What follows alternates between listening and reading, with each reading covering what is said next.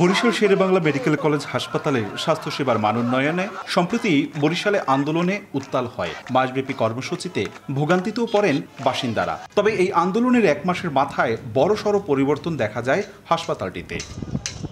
এর মধ্যে সচল হয়েছে ৯৫টি আধুনিক যন্ত্রপাতি, নিয়মিত হচ্ছে কিডনি, ইউরোলজি ও নিউরোসার্জারির মতো জটিল অপারেশন। চালু হয়েছে রিউমাটোলজি, বার্ন ও প্লাস্টিক সার্জারি বিভাগ। এখন আগের চাইতে অনেক ভালো হয়েছে, ডক্টররাও খুব ভালো কেয়ারিং করে। ৬ মাস আগে যে পরিস্থিতি দেখেছি সেটা থেকে অনেক উন্নয়ন হয়েছে। একটা সিএম মেশিন আমাদের নষ্ট ছিল, ওটা সংস্কার করা হয়েছে। এখন রোগীদের সেবা দিতে আমাদের জন্য খুবই ভালো হইতেছে, মেশিন আর টানাটানি লাগে না। এখন এক্সরের যে কোয়ালিটি তাও আগের থেকে ভালো।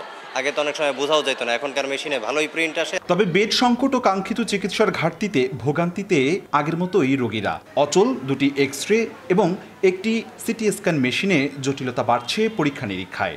ডাক্তার, নার্স সংকট, নিরাপত্তাহীনতা ও দালাল চক্রের অভিযোগও রয়েছে। তবে কর্তৃপক্ষের দাবি, নিরাপত্তা জোরদার, অ্যাম্বুলেন্স সিন্ডিকেট উচ্ছেদ ও সরকারি হটলাইন চালু করে তৈরি হয়েছে নিরাপদ পরিবেশ। সিস্টার নায়ক নায়িকার মতো সেজেগুজে থাকে, তারা কাছে গেলেই বলে তুমি যাও, তুমি যাও, এ যাও, ও যাও। ওদের একটা রোগী ভিতরে ঢুকাইয়া মনে করেন দেখা গেছে ১৫-২০ মিনিট বইয়েই থাকে, হ্যাঁ লাগে গল্প করে তাদের বান্ধবীদের সাথে। ভর্তি হওয়ার পর থেকে এখন পর্যন্ত বড় ডাক্তারে সেরকম দেখে নাই। বরিশাল বিভাগীয় পর্যায়ে এসে যদি আমি ন্যূনতম চিকিৎসাটা না পাই, তাহলে আমি গাড়ি ভাড়া খরচ দিয়ে বা আমি কেন বা বরিশাল সদরে আসলাম। চুরি আগে অনেক হতো, এখন নাই বললেই চলে। আর আমরা বিশেষ করে আমাদের যে টহল জোরদার করেছি। আমরা এই বিষয়গুলো মনিটরিং করছি। আরও সামনে ৫০ দিন পর আসলে আমরা বলতে পারবো যে ওনারা আসলে কি পরিবর্তন করতে পেরেছে। হাসপাতালের নবনিযুক্ত পরিচালক সেনা কর্মকর্তার দাবি, সদিচ্ছা আর সেবার সহযোগিতা থাকলে কাঙ্ক্ষিত সেবা নিশ্চিত সম্ভব। তবে ভঙ্গুর অবস্থা থেকে ফেরাতে সময়ও লাগবে বলে জানান তিনি। ইমার্জেন্সি, প্যাথোলজি, সিসিইউ, আইসিইউ আমার ৩টা প্রায় শেষের দিকে।